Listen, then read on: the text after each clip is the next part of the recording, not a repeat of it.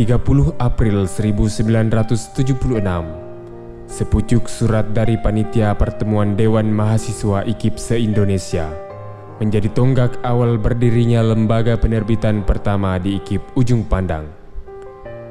Dengan prasyarat yang diberikan, yakni mesti membawa serta ketua lembaga pers kampus masing-masing, pengurus Dewan Mahasiswa IKIP Ujung Pandang saat itu pun serta-merta berembuk.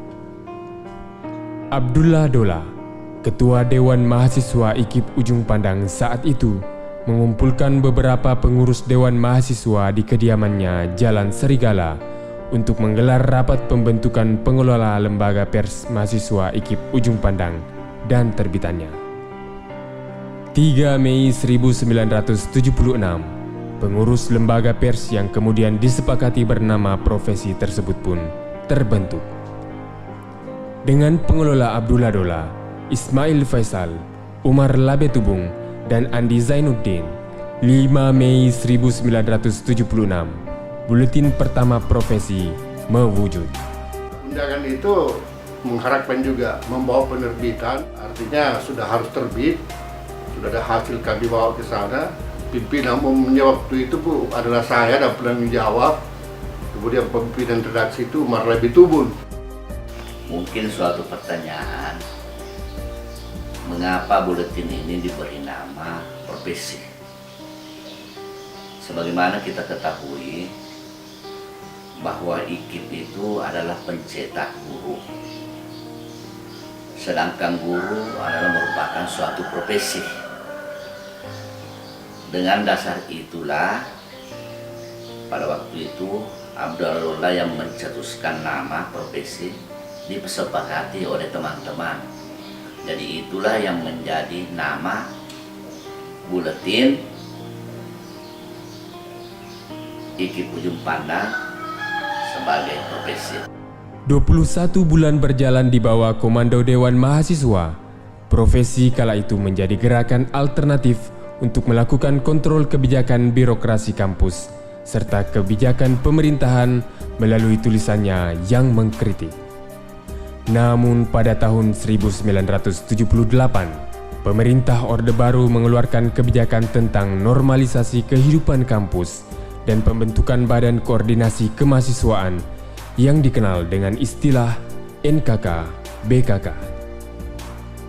Karena dianggap mengkritik kebijakan pemerintah Orde Baru, Abdullah Dola yang kala itu menjabat Ketua Dewan Mahasiswa sekaligus pemimpin umum profesi menjadi tahanan politik dan mendekam dalam bui selama 13 bulan. Aktivis selalu ditangkapi, termasuk saya ditangkap. Dipenjarakan 13 bulan, disidang 29 kali, dianggap makar, subversif, tuntutannya itu hukuman mati. Nah, pada saat itu juga Dewan Mahasiswa itu dibubarkan. Jadi pada saat itu tidak ada Dewan Mahasiswa.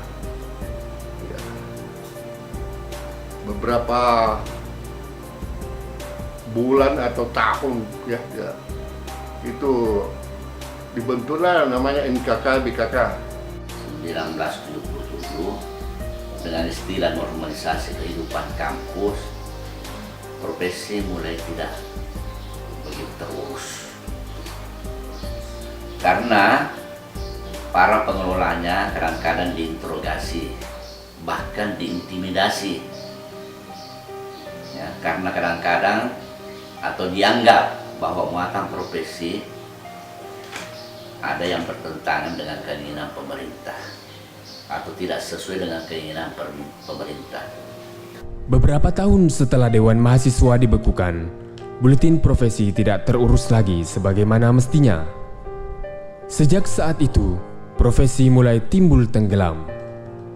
Namun pada awal tahun 80-an, mahasiswa IKIP Ujung Pandang yang berkecimpung dalam lembaga kemahasiswaan berinisiatif membangkitkan kembali media profesi. Profesi mulai kembali berkarya sampai akhirnya tahun 1984, salah satu terbitan profesi membuat geram jajaran pemimpin IKIP Ujung Pandang yang berujung pemberedelan. profesi dilarang terbit. Tahun 1985, sepercik harapan mulai muncul. Pembantu rektor bidang kemahasiswaan saat itu, Haji Amir Sukiman, memberi lampu hijau kepada profesi untuk terbit kembali. Ia pun mengumpulkan mantan pengelola profesi yang masih tersisa. Asia Ramli Prapanca, Langgasa, Martin Talib, dan pengelola lainnya mulai menggarap terbitan baru profesi. Kepengurusan baru ini pun mengganti bentuk terbitan profesi yang awalnya buletin menjadi tabloid. Surat kabar kampus profesi perdana terbit. Saya dengan kawan-kawan mau terbitkan kalau profesi itu menjadi surat kabar tabloid, berbentuk tabloid. Nah, mendengar kata-kata saya seperti itu, Pak Haji Amir Sukiman, almarhumnya, PR3 waktu itu, menyampaikan pada saya, aturlah itu, buatlah seperti surat kabar dalam bentuk tabloid dan berapa kira-kira biayanya semua itu. Nah, kami berkumpul bersama-sama, ada Martin Talib, kemudian ada juga Hasirin Sitepu, waktu itu dewan redaksi saya. Nah, direkrut semua itu orang-orang yang hebat-hebat. Jadi sesudah pertemuan dan PPR3 itu dan Pak Asia Ramli dan Adi Sudargo, kita kemudian dibentuklah redaksi yang kemudian ada SK Rektor, itu terdiri dari 5 orang kalau saya tidak salah. Pak Asia Ramli waktu itu pimpin redaksi, saya sekretaris redaksi. Kemudian ada Asri Tawang, ada Adi Sudargo, ada Martin Talib, kita berlima. Sejak masa kepengurusan Asia Ramli Prapanca dan Langgasa, SKK Profesi mulai rutin menyapa sivitas kampus. Tidak lama kemudian, berawal dari perbincangan Ansari dan Muhyiddin, kalimat sederhana, "Tanpa Anda, kami belum lengkap," menjadi motto profesi hingga saat ini. Tanpa Anda, kami belum lengkap. Pikiran ini sebenarnya tiba-tiba saja, karena orang kampus ini saya tidak ingin menjadi milik pengurus, milik pengelola. Saya ini orang kampus kita adalah milik seluruh sivitas akademika. 1988, Ammas menjadi pemimpin redaksi ketiga setelah profesi menjadi surat kabar kampus. Di kepengurusan Ammaslah, profesi mendapatkan surat tanda terbit atau surat tanda terdaftar yang dikeluarkan Direktorat Pembinaan Pers dan Grafika. Saya ada di profesi masih di sekitar tahun 1985. Di era saya itulah kemudian profesi mengalami perkembangan yang boleh dibilang bagus. Bukan dari segi redaksional atau apa, tapi dari segi organisasi dan segi kelembagaan.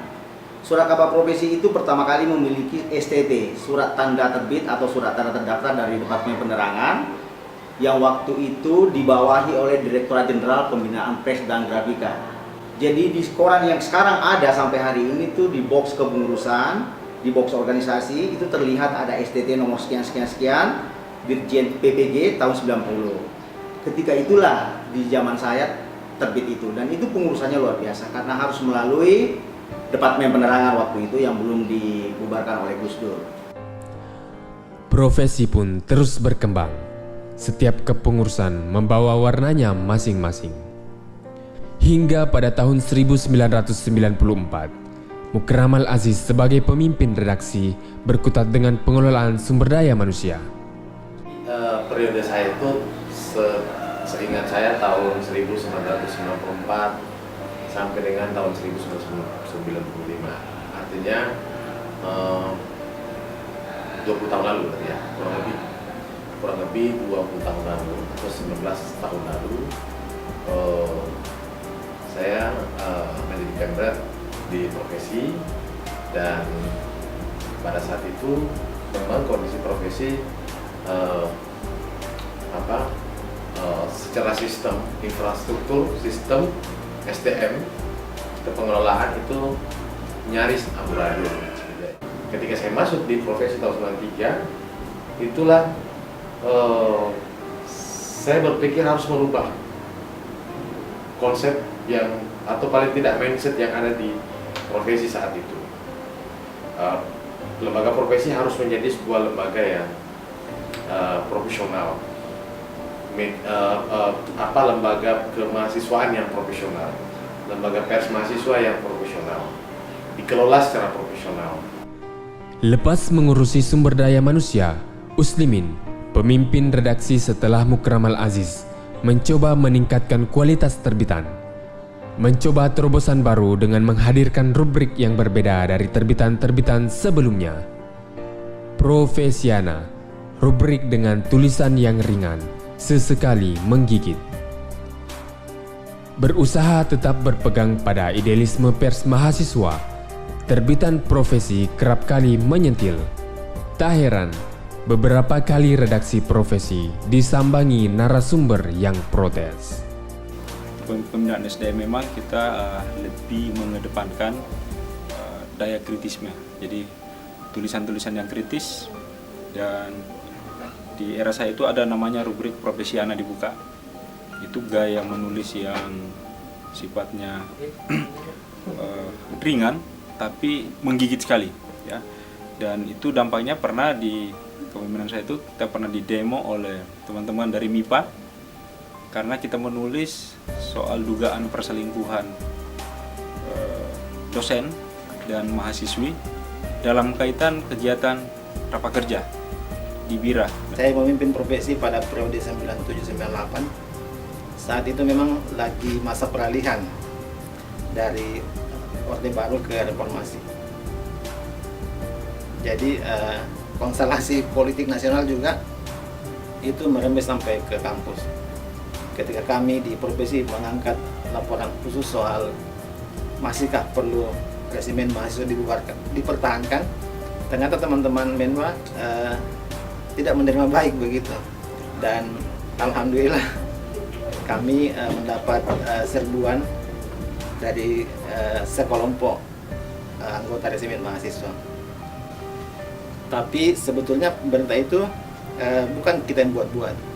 Itu adalah hasil polling dan jajak pendapat mahasiswa UNED IKIP waktu itu, IKIP Makassar, yang mengatakan bahwa sebetulnya Menwa itu perpanjangan tangan militer di kampus. Jadi dari survei itu mayoritas mahasiswa tidak setuju kalau Menwa masih ada.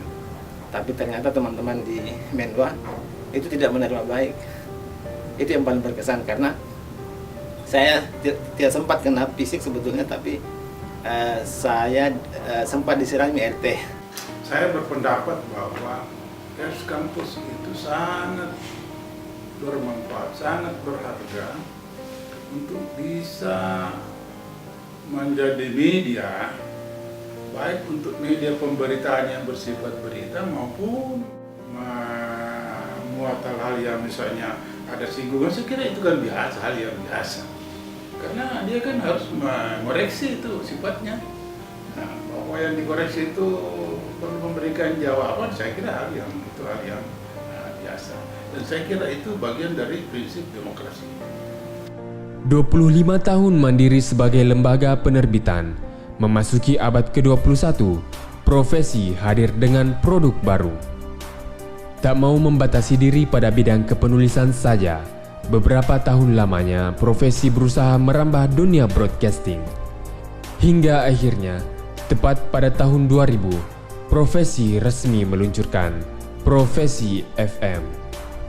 Sempat beberapa kali berubah frekuensi, namun kini Profesi FM paten di 107,9 MHz. Karena ini jauh hari sebelumnya kita sudah mengimpikan ada radio kampus. Nama lembaga pers mahasiswa pada saat itu, jadi UKM kita pada saat itu bernama LPM Profesi, Lembaga Pers Mahasiswa Profesi.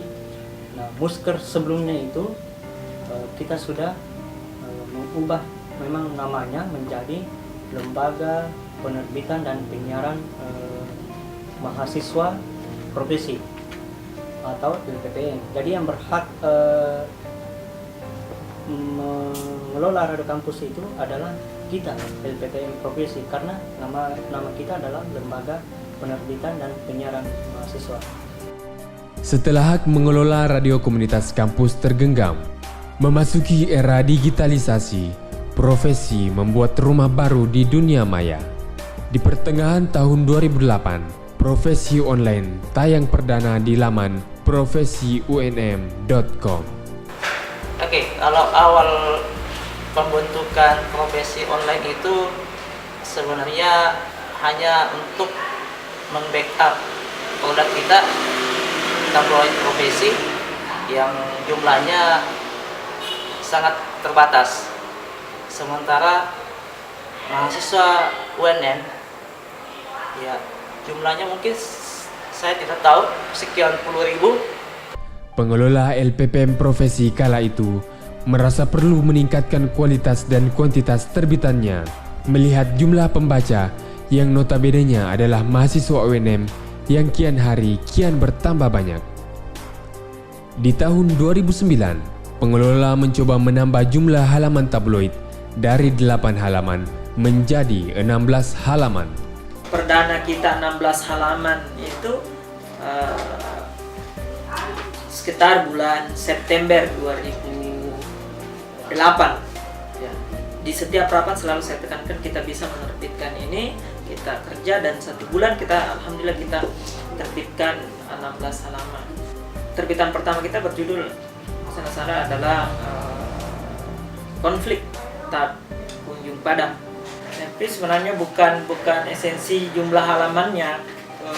Sebuah tabloid atau terbitan atau media itu dinilai baik atau buruk, tetapi bagaimana isi di dalam produk itu ya, produk profesi itu sejauh mana bisa bisa lebih berinovasi, tampilannya bisa lebih menyesuaikan perkembangan zaman sekarang. Mengikuti dorongan profesi sebagai wartawan kampus, tergoda oleh pertanyaan-pertanyaan, tergerak oleh rasa ingin tahu dan terlecut oleh tugas menulis berita. Terkadang berbuat salah, terkadang bimbang, terlampau bersemangat, atau ketakutan karena berurusan dengan kebenaran yang kadang membuat gemetar. Dengan semangat kekeluargaan dan persahabatan yang kuat, begitulah kami, para pengelola profesi lahir dan tumbuh. Karena tanpa Anda, kami belum lengkap.